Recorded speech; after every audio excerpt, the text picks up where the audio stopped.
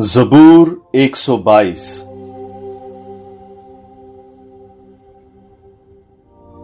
मुझे खुशी हुई इसलिए कि उन्होंने मुझसे कहा कि आओ हम खुदावंद के घर चलें।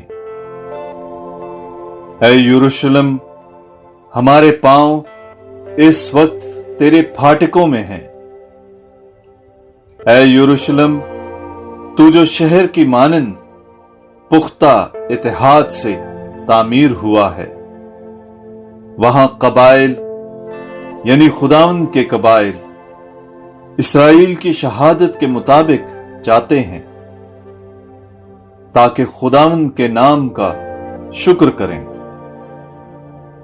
वहां अदालत के तख्त कायम किए गए हैं, यानी दाऊद के घराने के तख्त। यरूशलेम की सलामती चाहो।